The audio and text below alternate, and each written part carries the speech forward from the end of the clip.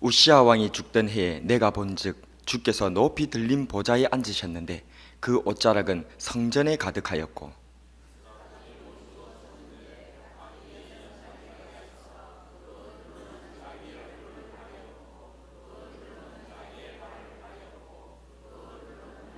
서로 불러 이르되 거룩하다 거룩하다 거룩하다 만군의 여호와여 그의 영광이 온 땅에 충만하도다 하더라.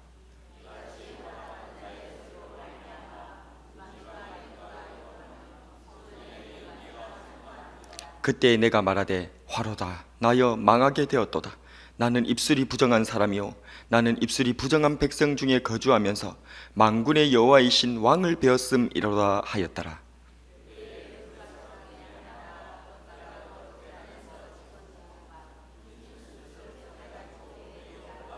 그것을 내 입술에 대며 이르되 보라 이것이 네 입에 닿았으니 네 악이 제하여졌고 네 죄가 사하여졌느니라 하더라.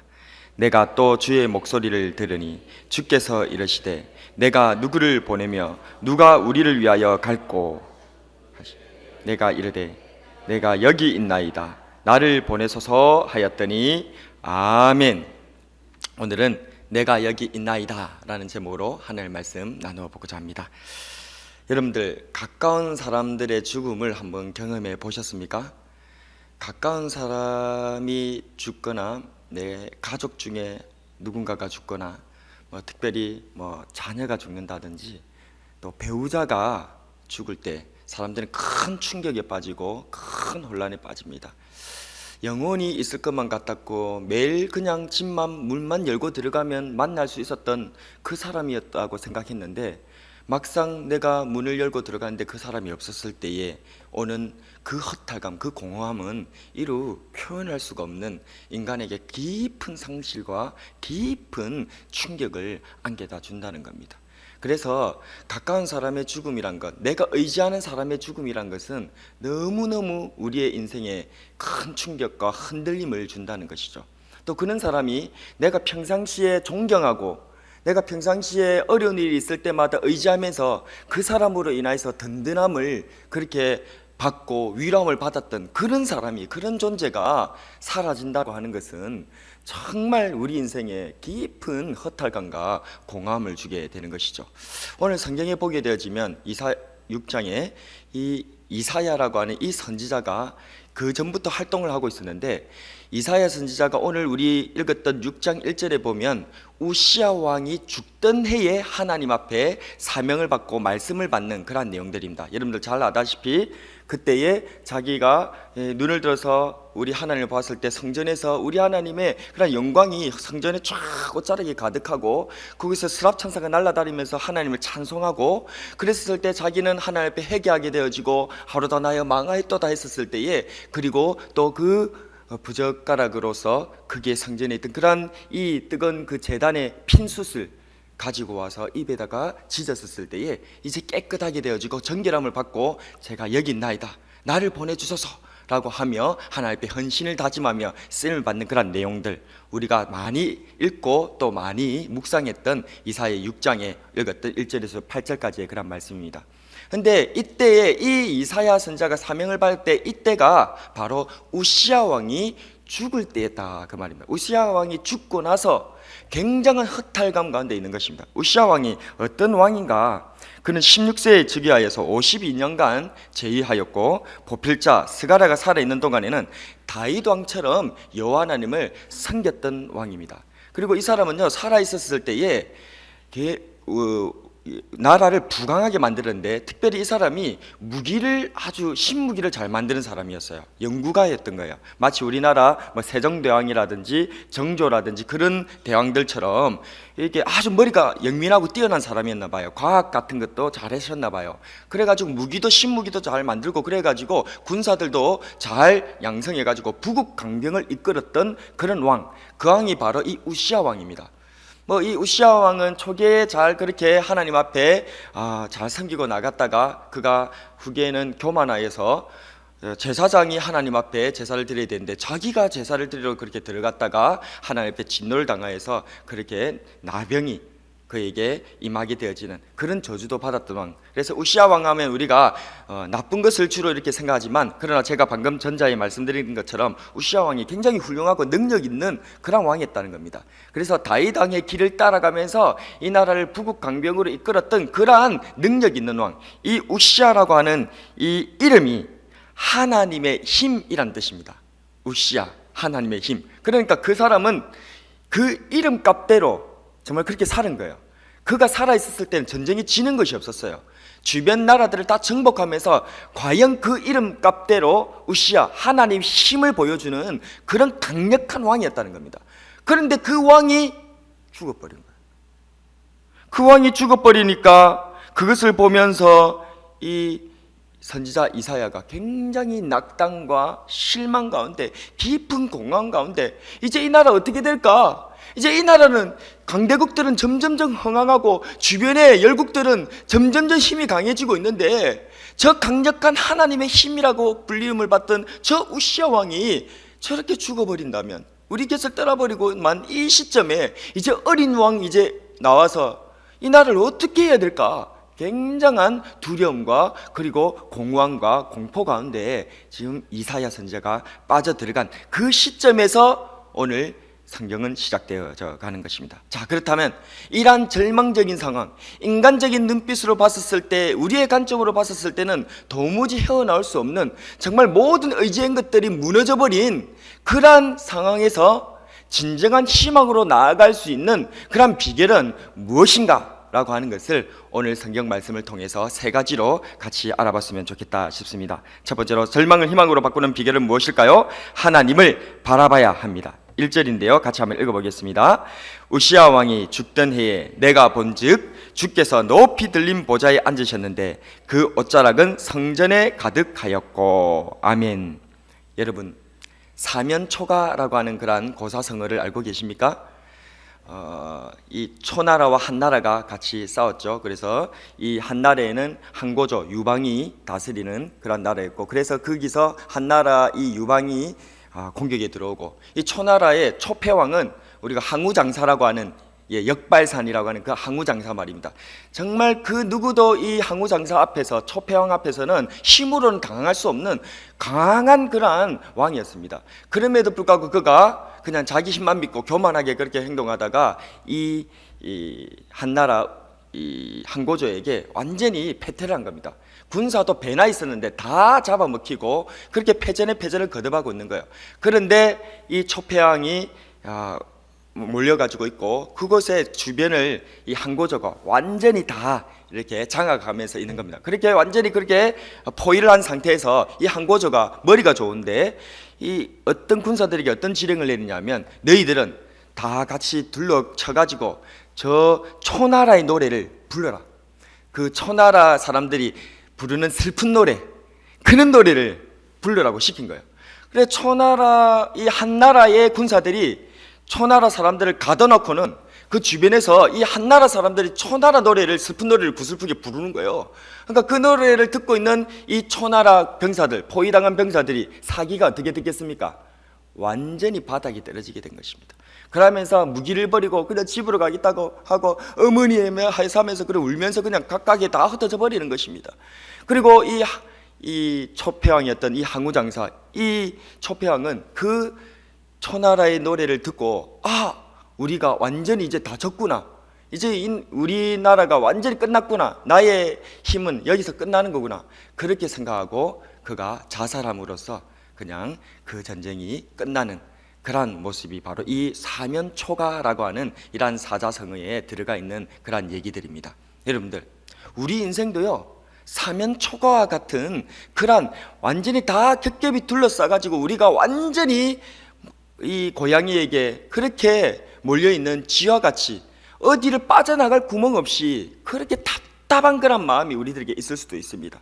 어디 도움을 요청해도 도움을 받을 수가 없고, 어디 빠져나갈 구멍을 앞만 살펴봐도 그것이 없는 답답한 그런 상황이 우리들 가운데 있을 수도 있다는 것입니다. 혹시 그런 분이 있으십니까? 여러분들 인생에 혹시 사면초가의 이러한 위기 상황에 빠져있는, 이 절망적인 상황에 빠져있는 그러한 성도님들이 계십니까? 그렇다면 오늘 하나님의 말씀을 집중하십시오. 오늘 이사야는 이 사면초가 완전히 둘러싸여져서 도무지 도망갈 구석이 없는, 어떻게 희망이 없는 이 절망의 나라 끝에서 대체 어떻게 희망을 보는가? 그는 오늘 1절 말씀 같이 다시 한번 읽어보겠습니다. 1절 시작. 우시야 왕이 죽던 해에 내가 본즉 주께서 높이 들린 보좌에 앉으셨는데 그 옷자락은 성전에 가득하였고. 아멘. 이사야는요, 선지자임에도 불구하고 그가 처음에 보고 있었던 것은 무엇을 보고 있었던 것입니까? 우시야 왕, 하나님의 힘이라고 일컬어졌던 그 우시야 왕이 죽는 모습을 보고 있었던 거예요. 우시야 왕이 죽어버리니까 이제 우리 유다 나라도 힘이 꺾여지고 끝났다, 이 열국에 둘러싸여져서 우리는 끝났다, 그걸 보니까 절망에 빠져버리는 것입니다. 그런데 이 이사야가 우시야 왕이 죽던 때에 그 우시야 왕을 죽는 그것만 보고 끝나는 것이 아니라 그는 내가 본즉, 그가 이제 무엇을 보기 시작한 것입니까? 바로 성전에 그 옷자락이 가득 늘어져 있고 온 스랍 천사들이 거룩하다 거룩하다 거룩하다 부르시는 만군의 여호와 하나님을 그가 눈을 들어 보기 시작했다는 것입니다. 그가 우시야 왕, 인간 왕이 죽는 모습을 주목하고 있었을 때는 그에게 있는 것은 사면초가고 절망밖에 없었으나 그가 내가 본즉 눈을 들어 하나님 여호와 하나님을 바라보고 성전에 계신 하나님을 만나 배웠고 그가 눈을 들어 하나님을 보게 되니까 그 절망의 구덩이에서 희망의 빛이 그에게 비치기 시작했다는 사실을 믿으시길 바랍니다. 사람을 보고 세상을 보면 만족함이 없는 것입니다. 그러나 나의 하나님 그분을 뵐 때 우리는 만족하게 되는 줄로 믿으시길 바랍니다. 우리 하나님을 절망이고 그리고 사면초가의 어두운 상황이라 할지라도 하나님을 바라볼 수 있는 눈이 저와 여러분들에게 있기를 주 예수 그리스도 이름으로 축복합니다. 주만 바라볼지라, 그 찬양을 저는 참 좋아합니다. 그 찬양으로 얼마나 많이 울고 얼마나 하나님 앞에 은혜에 감격하며 나갔는지 모릅니다. 저만 그런 것이 아니죠. 여러분들도 주만 바라볼지라 그 찬양 좋아하시죠? 예. 어두움에 밝은 빛을 비춰주시고 너의 작은 신음에도 응답하시니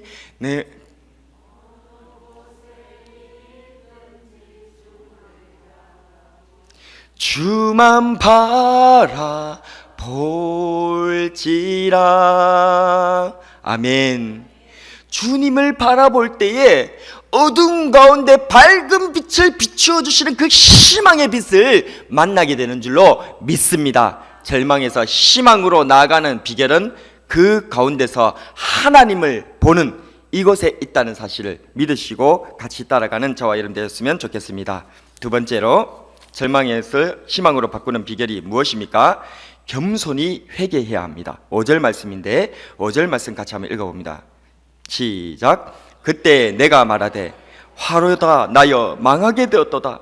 나는 입술이 부정한 사람이요 나는 입술이 부정한 백성 중에 거주하면서 만군의 여호와이신 왕을 베었음이로다 하였더라. 아멘.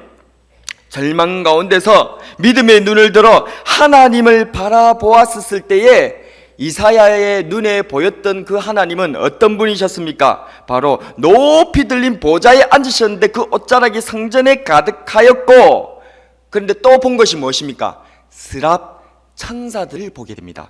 오늘 그 스랍 천사들에 대해서 2절에 잘 설명을 하고 있는데요, 보면 스랍들이 모시고 섰는데 각기 6날개가 있어 그 둘로는 자기의 얼굴을 가리었고 그 둘로는 자기의 발을 가리었고 그 둘로는 날고 있는 이러한 스랍 천사들의 모습을 보았다는 겁니다. 자, 여러분들, 이사야가 보았던 하나님을 보필하고 있는 이 천사, 그 천사 이름이 뭐라고요? 스랍인데 그 스랍 천사의 날개가 총 몇 개입니까? 총 몇 개입니까? 예, 6개입니다. 6개. 새 쌍이 있는 거예요. 보통 우리가 새들은 날개가 몇 개입니까? 잘 모르십니까? 예, 2개죠. 그런데 이 스랍 천사는 날개가 몇 개 있는 거예요? 6개나 있는 거예요. 여러분, 날개는 뭐 때문에 있는 겁니까? 날개는 뭐 때문에 있는 겁니까? 예, 날려고 있는 것이죠. 그래서 서랍천사도 마찬가지로 이 날개는 그럼 뭐 때문에 있는 거겠습니까? 날려고 있는 거겠죠, 그죠? 근데 놀랍게도 이 서랍천사를 이 절망의 구덩이에서 희망의 빛을 발견할 때 하나님을 바라보는 이 선지자의 눈에 하나님께서는 스랍천사를 보게 해주셨는데, 그 스랍천사들의 모습이 날개가 6개 있는데 6개 다 날아다니는 것이 아니고 그 둘로는 얼굴을 가리고, 그 둘로는 다리를 가리고, 다리와 발을 가리고, 나머지 몇 개 남았습니까? 이 2개 가지고 뭐 하는 겁니까? 날아다니는 거예요. 그런 스랍천사의 모습을 하나님께서 이 절망에 빠져서 희망의 빛으로 나아가는 이사야 선지자의 눈에 보여주셨던 것입니다. 그것이 계시인 줄로 믿으시길 바랍니다. 바로 이것에는 하나님의 놀라운 뜻이 있는 것입니다. 무엇입니까? 날개는 날아다니라고 가지고 있는 것인데, 이 날아다니라고 가지고 있는 이 6개의 날개를 스랍천사는 가지고 6개를 다 나는 데 쓰는 것이 아니라 단 2개만 나는 데 쓰고, 2개는 얼굴을 하나님 앞에 가리고, 2개는 다리와 발을 가리면서 하나님 앞에 가리고 있는 스랍천사의 모습을 보여주더라는 것입니다. 바로 그것은 바로 무엇입니까? 천사라 할지라도 그 거룩하고 그 선한 하나님을 항상 보필하고 있는 그 천사라 할지라도 하나님 앞에 서면, 하나님을 만나 배울 때 그 자기가 가지고 있는 6개의 날개로 날아다니는 데 쓰는 것이 아니라 주로 다 하는 것은 3분의 1을 다 어디에다 쓴 겁니까? 하나님 앞에 자신을 가리우는데. 무엇을 가리는 겁니까? 자신들의 허물이나 자신들의 부족한 것, 하나님 앞에 나는 피조물에 불과합니다, 나는 천사라 할지라도 사람들에게는 숭배받고 사람들 앞에서는 크다 높임을 받을지 모르겠지만, 그러나 제가 하나님 앞에 서면 감히 제가 6개의 날개로 다 날아다닐 수가 없고, 2개는 얼굴을 가릴 수밖에 없는 존재며 2개로는 내 발을 가릴 수밖에 없는 그런 저는 피조물에 불과한 자입니다 라고 이 스랍천사가 그것을 보여줬다는 것입니다. 이사야는 그때 깨달았습니다. 이사야는 그것을 보면서 자기 자신의 모습을 보게 된 것입니다. 자기는 이사야 6장에서 하나님의 말씀을 받고 사명을 받기 이전에 이미 1장부터 5장까지의 이사야 선지자는 선지자로서 활동 다 하고 있었어요. 유다 백성들에게 하나님의 말씀을 전하고 하나님의 심판을 전하고 그들의 죄악을 지적하면서 하나님께 돌이켜서 회개할 것에 대해서 그렇게 이 이사야 선지자는 하나님의 말씀을 대언하고 전하는 그런 사역들을 잘 감당하고 있었다는 것입니다. 이 6장에서 비로소 처음 선지자가 된 게 아니다 그 말입니다. 그 전부터 선지자였어요. 그런데 그 선지자 활동을 했던 이사야 선지자는 깨달은 것입니다. 무엇을요? 자기는 하나님의 입장에서, 자리에서 그 유다인들의 백성들의 죄악들을 지적하고 그들의 죄악들을 신란하며 그들이 잘못했음에 대해서 얘기하고 하나님은 이러하신 분이시다라고 하는 하나님에 대해서 설파하고 설교하고 가르치고 나갔는데, 그런데 알고 봤더니 내가 하나님을 알고 있다 모르고 있다? 모르고 있다.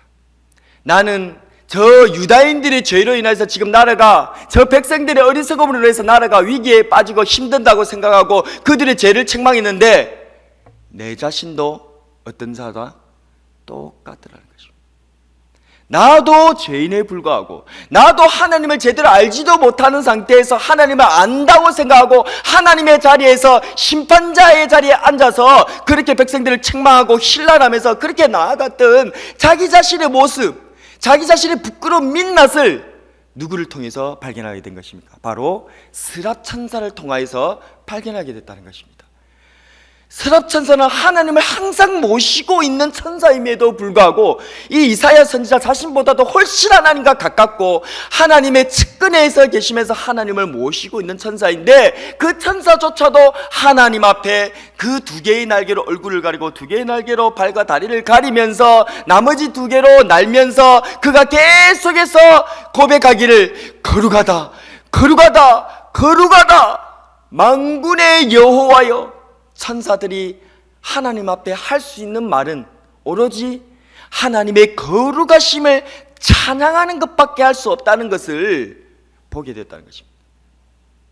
근데 자기는 선지자로서 마치 하나님을 다 아는 것처럼, 나는 하나님의 편에서 아주 어렵고 거룩한 사람인 것처럼 정죄하기에 바빴고, 그들의 죄들을 드러내기에 바빴고, 내 자신의 허물과 내 자신의 연약함은 전혀 보지 못하는 자기 자신의 모습을 발견했다는 것입니다. 그래서 그는 그것을 발견하고 나서 고백합니다. 오늘 우리가 읽었던 5절 다시 한번 읽겠습니다. 시작. 그때 내가 말하되 화로다 나여 망하게 되었도다. 나는 입술이 부정한 사람이요, 나는 입술이 부정한 백성 중에 거주하면서 만군의 여호와이신 왕을 배웠음이로다 하였더라. 아멘. 이사야는 백성들은 더럽고 자기는 의로운 줄 알았어요. 그런데 하나님을 만나 뵙고 서랍천사를 보는 순간 저 백성이나 나나 똑같다라는 것을 깨닫게 된 것입니다. 저 백성들이 하나님 없는 것 같이 저렇게 범죄하면서 살아가는 모습이나, 자기는 선지자임에도 불구하고 하나님을 바라보지 않고 하나님을 의지하지 않고 인간왕을 의지하고 인간왕을 보면서 이제 나라가 망했다고, 이제 끝났다고 좌절하고 절망했던 이런 자기 자신의 죄악된 모습을 미처 보지는 못했다는 것입니다. 근데 그 서랍천사를 통하여서, 그리고 그 성전을 뒤덮은 하나님의 영광된 모습을 보면서, 아 그렇구나, 저 우시아 왕이 우리의 왕이 아니고 저 성전에서 옷자락을 늘어뜨리고 천사들이 찬양을 받으시는 그 하나님께서 진정한 우리의 영원한 왕이시구나. 그것을 이 이사야는 드디어 다시 각성하고 깨닫게 된 줄로 믿습니다. 그래서 그가 하나님 앞에 고백한 것입니다. 제가 저 입술이 부정한 백성들 중에 거하면서, 나도 그런 입술이 부정한 자인데도 백성들을 힐난하면서 믿음 없다고 그렇게 얘기하면서, 나도 똑같이 믿음이 없고 하나님을 보지 못하는데도 불구하고 만군의 여호와이신 하나님께서 여전히 왕으로서 살아계시는데도 마치 왕이 죽었다 생각하고, 이제 이 나라를 누가 다스리고 누가 보호해 줄까, 그거 걱정하면서 절망과 이 낭만 가운데 빠져버렸던 자기 자신이 얼마나 죄투성인가, 얼마나 믿음이 없는가, 얼마나 내 입술로 부정을 저지르고 망령된 말들을 일삼으며 안 된다, 끝났다, 망했다라는 말들을 그렇게 하면서 나갔던 이 부정한 입술의 선지자, 내가 바로 그 자이구나. 이사야 선지자는 비로소 깨닫게 된 것입니다. 그렇습니다. 하나님께서는 우리에게 희망을 주시는 분이신 줄로 믿습니다. 우리를 다스리시는 진정한 왕이신 줄로 믿습니다. 절망에서 희망으로 나아가려면 이 이사야 선지자와 같이 자기의 죄악을 보아야 됩니다.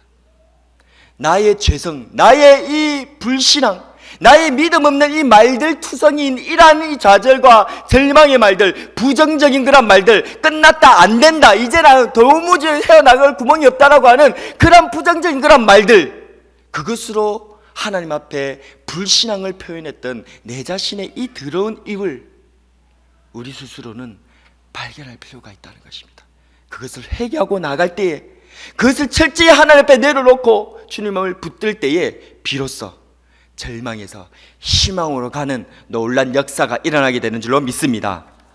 마지막으로 절망을 희망으로 바꾸는 비결은 무엇입니까? 나라는 울타리에서 벗어나야 합니다.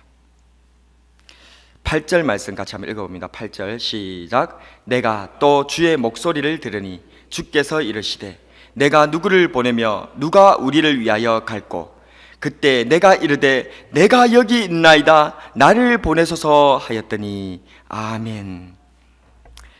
이사야 선지자는 하나님 앞에 자기 자신이 죄인임을 이제 깨닫게 된 것입니다. 내가 얼마나 입술로 나는 의인인 것처럼 다른 사람들을 정죄하기에 바빴으나, 믿음 없다고 그렇게 판단하기에 바빴으나 사실 믿음 없는 게 나였고, 내가 하나님을 바라보지 못하는 불신앙 가운데서 이제 이 나라가 이제 끝났다, 이 나라 집 안 된다, 망했다, 이런 말들을 일삼았던 더러운 입술을 가졌던 그런 자가 바로 내 자신이라는 것을 이 이사야가 하나님의 존전 앞에서, 그 스랍 천사들의 겸손한 모습 앞에서 자기 자신의 정체를, 실체를 깨닫고 나서 그렇게 하루다 나여 망하였도다, 그렇게 이 입술이 부정합니다 고백을 했었을 때 하나님께서는 스랍 천사들을 명하여서 그 제단에 숯불을, 핀숯을 하나 가져다가 이 이사야의 입을 쫙 정결케 만들어 주시는 것입니다.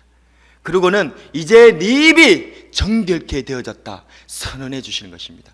우리 구주 예수 그리스도의 보혈의 능력이 우리들을 정결케 하고 우리를 새롭게 하고 하나님 앞에 깨끗하게 만들어 줄 줄로 믿으시길 바랍니다. 우리 구주 예수 그리스도의 놀라운 능력, 성령 하나님의 놀라운 은혜가 우리 가운데 임할 때에 하나님의 놀라운 용서와 위로가 우리를 정결케 하고 우리를 다시금 새롭게 만들어 주는 줄로 믿습니다. 그래서 이 이사야는 그런 하나님의 놀라운 간섭하심과 은혜로 말미암아서 그 입이 정결케 되어지고 그 삶이 정결케 되어지고 난 이후에 드디어 하나님의 음성을 듣게 되는 것입니다. 그 하나님의 음성은 어떤 소리였습니까? 축복의 소리, 능력의 소리, 사랑의 소리, 그런 소리를 들으면 좋겠는데 하나님께서 하시는 목소리는 무엇이었습니까? 8절에 보니까 내가 또 주의 목소리를 들으니 주께서 이르시되 내가 누구를 보내며 누가 우리를 위하여 갈고.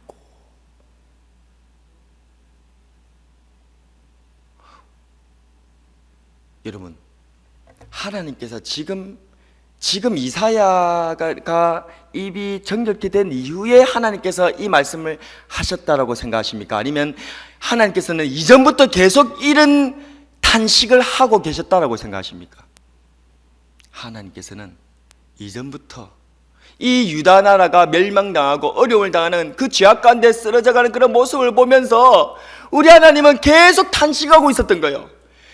믿음 없는 자들이 믿음으로 일으켜져서 하나님의 이 탄식의 소리, 하나님을 대신하여서 백성을 구원하고 이스라엘 백성들을 하나님께로 이끌고 내 가족을 이끌고 내 교회를 이끌고 내 구역을 이끌고 내가 속한 내 아이들을 이끌어 하나님께로 인도할 그 사람을 하나님께서는 찾고 계셨는데 계속해서 하나님께서는 답답하셔서 그렇게 얘기하고 계셨는데 우리는 우리의 일에 바쁘고 우리의 일상에 바쁘고 우리의 눈으로 보이는데 다 마음이 뺏겨져서 하나님의 음성을 듣는 데에는 소홀히 했다는 것입니다.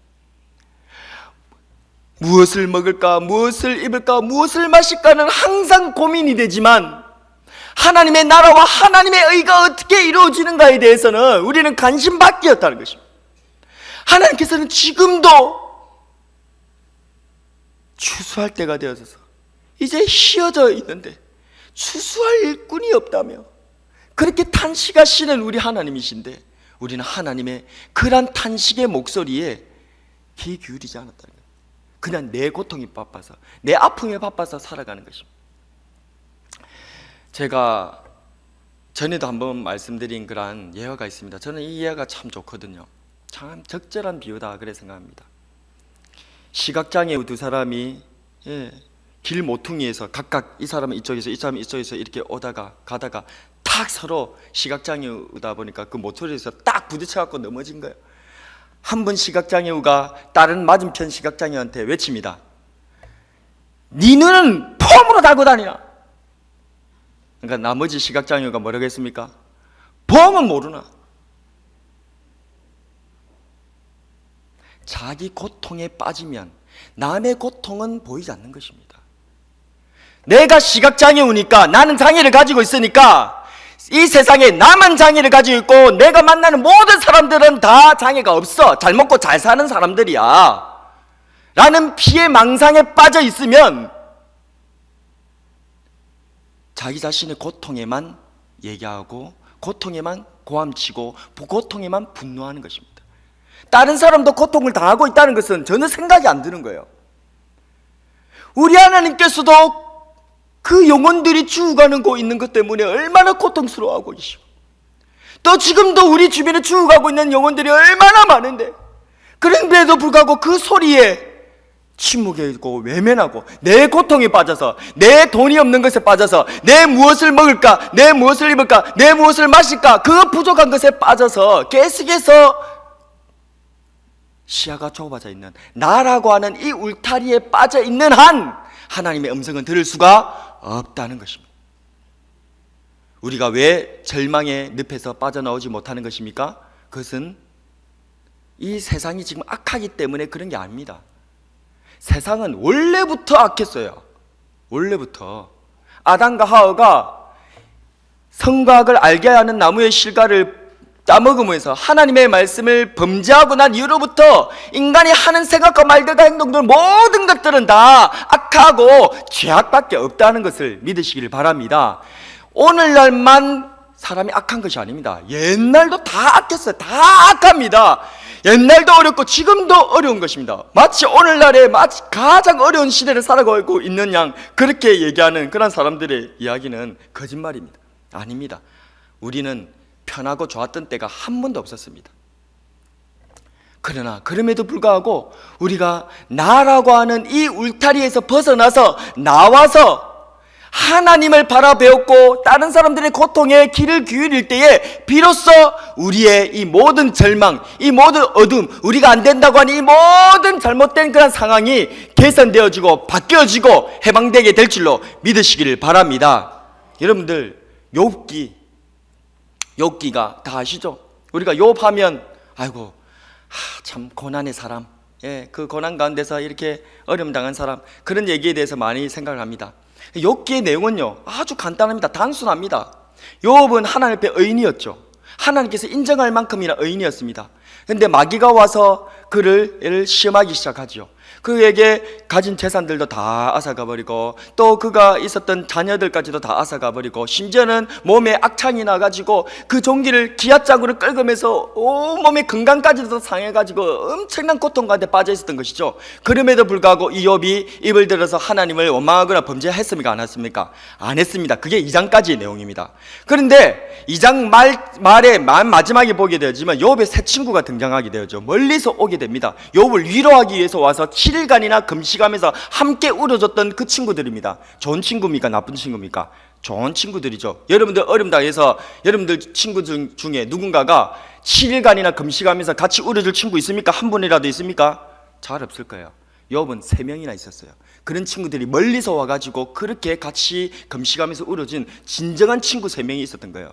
그런데 이 진정한 친구 이 3명이 정말 좋은 친구이긴 했는데 욥을 오해했습니다. 잘못된 신학 가운데서 하나님에 대한 잘못된 지식이 그들 가운데 있어가지고 죄가 없으면 고난이 없다라는 그런 생각들이 있어가지고 욥을 정죄하기 시작하죠. 욥을 오해합니다. 그러니까 이 욥이 그 전까지 자기 재산 전 재산 다 잃고 모든 건강까지도 다 잃어도 하나님을 원망하지 아니하고 그 의로움을 지켜나갔던 욥이 이 새 친구, 기둥같이 믿었던 이 새 친구, 이 어려운 새 친구가 자기를 오해하니까 이제 말싸움이 시작됩니다. 그게 3장부터 쭉 39장까지 일어난 일들이에요. 그 서로 네 잘났니 내 잘났니, 내가 하나님을 더 잘 아니 네가 하나님 더 잘 아니, 내 신학이 올바르니 네 신학이 올바르니, 그거 얘기하는 게 지금 그 내용이 대부분이에요. 그래하고 나서 계속 그렇게 말싸움하니까 하나님께서 개입을 해버리십니다. 개입해가지고 욥을 갖다가 꾸짖으면서 야 욥, 네가 나를 그렇게 잘 알아? 네가 그렇게 세상을 다 잘 알아? 내가 이 세상 창조할 때 네 뭐였어? 네 봤냐?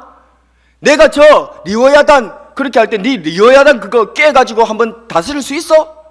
네가 뭘 그렇게 많이 알고 네가 뭘 그렇게 잘하는데 네가 대체 뭐냐? 네가 나에 대해서 그렇게 많이 아느냐? 하나님께서 욥의 입을 강제로 다물게 해버립니다.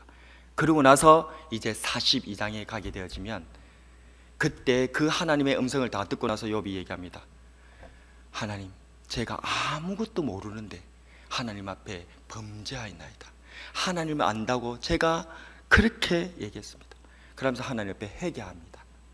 그렇게 회개했을 때 하나님께서는 그 욥의 마음을 받아주시고, 그리고 이 욥이 이제 그 모든 것들이 회복되어지면서 2배의 갑절의 복을 받게 되는데, 그 모든 절망의 문제가 다 해결되어지고 희망과 하나님의 놀라운 2배의 복을 받게 된 그 계기가 욥기 42장에 보게 되어지면 6절 이후에 이 욥이 그 자기를 오해하고 욕했던 3명의 친구를 위해서 기도를 내주니까 하나님께서 싹 풀어주셨다라고 성경 기록하고 있습니다.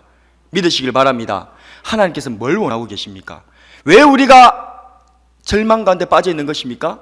내 밥그릇, 나라고 하는 울타리에 빠져서 같이 고난당하고 있는 다른 형제 자매들 하나님의 고통에 대해서 외면했기 때문에 우리는 이 절망에서 나오지 못했던 것입니다. 이제는 우리 구주 예수 그리스도의 은혜 안에서, 하나님의 놀라운 은혜 안에서 이제 다시금 내 자신의 죄악을 보고 하나님 앞에 회개하고, 이제는 형제 자매들과 같이 얼음당하는 자들의 그 고통에 신음소리에 귀를 기울이고 하나님 앞에 나아갈 때에 하나님께서 희복으로, 놀란 희망으로 우리의 길을 이끌어 주시게 될 줄로 믿으시기를 바랍니다. 말씀을 정리하겠습니다. 오늘은 내가 여기 있나이다 라는 제목으로 절망을 희망으로 바꾸는 비결에 대해서 알아보았습니다. 절망을 어떻게 희망으로 바꿀 수 있습니까? 그 절망 가운데 사람을 볼 것이 아니라, 상황을 볼 것이 아니라 하나님을 바라봐야 됩니다. 그리고 하나님을 바라보며 자기 죄악을 보면서 겸손히 회개할 줄 알아야 됩니다. 그리고 자기라고 하는, 나라고 하는 울타리에서 벗어나서 하나님의 마음을 가지고 죽어가는 영혼들에 대한 그 고통의 소리를, 신음소리를 듣고 복음을 전하며 나아갈 때에, 사랑을 전하며 나아갈 때에 절망이 바뀌어 희망으로, 놀란 하나님의 복으로 나아가게 될 줄로 믿고 순종하면서 나아가시는 저와 여러분 되시기를 축복합니다.